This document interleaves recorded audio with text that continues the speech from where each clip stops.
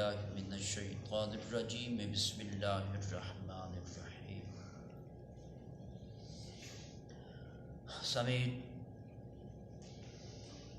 آج کی گفتگو جو اللہ اور اللہ کے رسول کی نافرمانی کرتے ہیں اللہ اکبر یا قطع تعلق کرتے ہیں، جس چیز سے تعلق رکھنے کا اللہ اور اللہ کے رسول نے حکم دیا، ہم اس تعلق کو اگر توڑتے ہیں تو پھر انسان کا نقصان کتنا ہوتا ہے۔ اللہ رب العالمین نے قرآن کے اندر یہ بات ارشاد فرمائی کہ والذین ینقضون عہد اللہ من بعد میثاقہ، رب العالمین نے ارشاد فرمایا اور وہ لوگ جو ڈرتے ہیں، یعنی وہ لوگ جو توڑتے ہیں اللہ تعالیٰ سے کیے ہوئے وعدے کو، یعنی کہ اللہ سے جو وعدہ کیا اس وعدے کو جو توڑتے ہیں، اور پھر فرمایا کہ اس وعدے کو پختہ کرنے کے بعد، یعنی کہ پہلے پکا وعدہ کیا پھر اس وعدے کو توڑ دیا، اور آگے فرمایا ما امر اللہ بہ ان یوصل ویفسدون فی الارض، اور فرمایا کہ ان رشتوں کو جن کے متعلق اللہ نے جوڑنے کا حکم دیا یہ ان رشتوں کو توڑتے ہیں، تو کیا ہوگا؟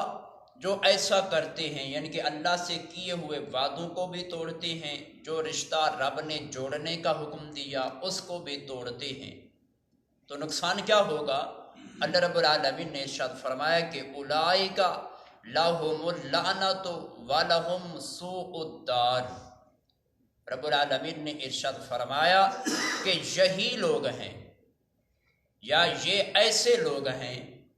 کہ جنہوں نے اللہ کے کیے ہوئے وعدے کو توڑا، جو رشتہ جوڑنے کا حکم دیا اس رشتے کو توڑا، تو فرمایا کہ یہ ایسے لوگ ہیں کہ جن پر لعنت ہے، اللہ اکبر استغفر، اور پھر فرمایا کہ ان کے لیے برا ٹھکانہ بھی ہے، تو وہ برا ٹھکانہ کیا ہے؟ وہ جہنم کا عذاب ہے،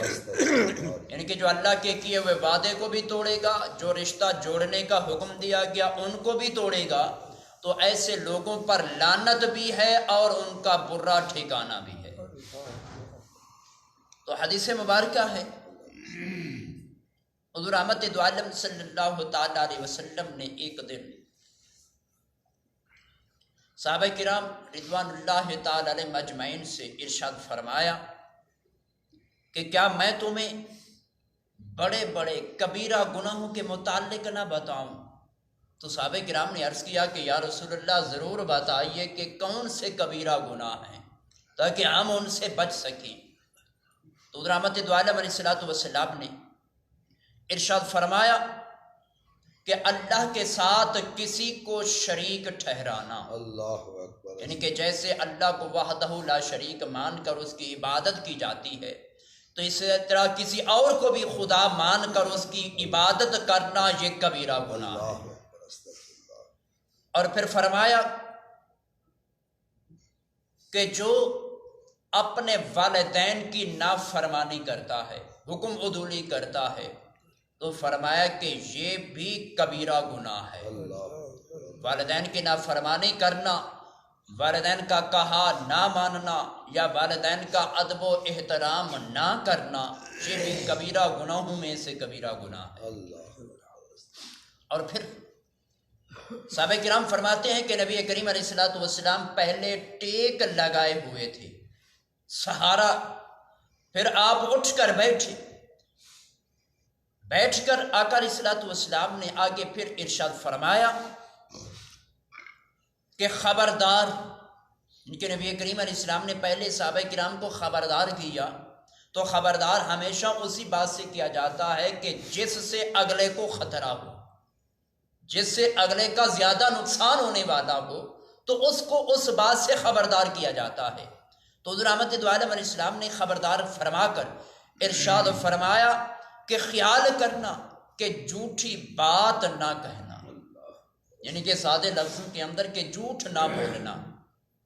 یہ بھی کبیرہ گناہوں میں سے ایک گناہ ہے۔ اور پھر آپ نے آگے ارشاد فرمایا کہ اور جھوٹی گواہی بھی نہ دینا، جس چیز کے ہونے یا نہ ہونے کا تمہیں علم بھی نہیں، پتہ بھی نہیں کہ یہ کام کس نے کیا ہے، کیسے ہوا ہے، اور ایسے ہی جا کر تم گواہی پیش کر دینا، تو یہ تمہاری جھوٹی گواہی ہوگی۔ تو جو جھوٹی گواہی دے گا تو اس نے بھی کبیرہ گناہوں میں سے کبیرہ گناہ کیا۔ تو صحابہ کرام فرماتے ہیں کہ نبی کریم علیہ السلام نے یہ باتیں بار بار دہرائیں، یعنی جھوٹی بات بھی نہ کرنا اور جھوٹی گواہی بھی نہ دینا۔ اتنی بار نبی کریم علیہ السلام نے اس جملے کو دہرایا کہ صحابہ کرام فرماتے ہیں کہ ہم اپنے ہی جی کے اندر یہ سوچ رہے تھے کہ کاش کہ حضور نبی کریم علیہ السلام اب خاموشی اختیار فرما لیں، یعنی کہ بہت زیادہ مرتبہ آقا علیہ السلام نے اس بات کو دہرایا۔ لیکن آج دیکھو کہ ہم بات بات پہ جھوٹ بھی بولتے ہیں، بات بات پہ ہم قسمیں بھی اٹھاتے ہیں، اور ہم والدین کی پتہ نہیں ایک ہی دن کے اندر کتنی بار نافرمانی کرتے ہیں۔ تو ایک بار نافرمانی کرنے سے ایک کبیرہ گناہ ہوتا ہے، اگر 2 بار کریں گے تو 2 کبیرہ گناہوں کے مرتکب ٹھہریں گے، اگر 3 بار کریں گے تو 3 گناہوں کے مرتکب ٹھہریں گے، اگر اسی طرح ہم ایک بار جھوٹ بولیں گے تو ایک کبیرہ گناہ ہمارے نامہ اعمال کے اندر لکھا جائے گا، اگر 2 بار بولیں گے تو 2 گناہ، اگر ایسے ہی سارا دن ہم کرتے رہے تو پتہ نہیں کہ ایک دن کے اندر ہم کتنی بار جھوٹ بولتے ہیں، تو کتنے کبیرہ گناہ ہمارے نامہ اعمال کے اندر لکھے جاتے ہیں۔ اور پھر بعد پہ جب ہم قسمیں اٹھاتے ہیں تو یہ بھی پتہ نہیں ہوتا کہ ہم دن کے اندر کتنی بار قسمیں اٹھاتے ہیں، تو ہر ایک جھوٹی قسم کے اوپر ایک کبیرہ گناہ ہمارے نامہ اعمال کے اندر درج ہوتا ہے۔ تو اگر 10 بار ایسا کریں گے تو 10 کبیرہ گناہ۔ اور یہ بات ذہن نشین رکھنا کہ کبیرہ گناہ تب معاف ہوگا کہ جب ہم پہلے اس گناہ کی رب سے معافی مانگیں گے اور آئندہ اس گناہ کو نہ کرنے کا پختہ ارادہ بھی کریں گے کہ یا اللہ آج کے بعد یہ گناہ مجھ سے سرزد نہیں ہوگا، جو پیچھے سے مجھ سے ہو گیا ہے اس کی مجھے معافی عطا فرما دے۔ تو علماء فرماتے ہیں کہ تب جا کر اس کو اس کبیرہ گناہ کی معافی ملے گی۔ لیکن اگر ہم پہلے معافی مانگ لیتے ہیں، معافی مانگنے کے بعد پھر کوئی کام کرنا شروع کر دیتے ہیں، تو ایسے پھر ہماری معافی ہمیں نہیں ملے گی۔ تو اسی طرح ایک اور حدیث کے اندر حضور احمد دو عالم علیہ السلام نے ارشاد فرمایا کہ یہ بھی کبیرہ گناہ ہے کہ کسی کو ناحق قتل کرنا یا کسی کو ناحق قتل کرا دینا، یہ بھی کبیرہ گناہ ہے۔ خود تو سامنے نہ آنا لیکن قتل کرنے والے کو پیسے دے کر یا اس کو کسی قسم کی لالچ دے کر کسی کا قتل اور کسی اور سے کرا دینا، یہ بھی کبیرہ گناہوں میں سے گناہ ہے۔ اور پھر فرمایا کہ جھوٹی قسمیں اٹھانا یا جھوٹی گواہی دینا یہ کبیرہ گناہوں میں سے گناہ ہے۔ لیکن آج ان چیزوں کی ہم پرواہ ہی نہیں کرتے، پتہ نہیں کہ ایک ہی دن کے اندر کتنی بار ہم یا جھوٹی قسمیں اٹھاتے ہیں یا ہم جھوٹی گواہیاں دیتے ہیں یا کسی اور سے دلا دیتے ہیں، اگر خود نہیں جاتے تو کسی اور کو تیار کر کے بھیج دیتے ہیں، اس کو پیسے دے کر یا کوئی اور لالچ دے کر یا اس کو ڈرا دھمکا کر کہ اگر تو نے یہ گواہی نہ دی تو میں تیرا یہ نقصان کر دوں گا۔ تو جو ایسا کرتا ہے کرنے والا بھی کبیرہ گناہ کا مرتکب ہوتا ہے، اور جو پیچھے کرا رہا ہوتا ہے وہ بھی کبیرہ گناہ کا مرتکب ہوتا ہے۔ تو رب ذوالجلال کی پاک بارگاہ کے اندر دعا کہ خالق کائنات ہمیں ایسے کاموں سے بچنے کی توفیق عطا فرمائے، آمین۔ وآخر دعوانا الحمدللہ رب العالمین۔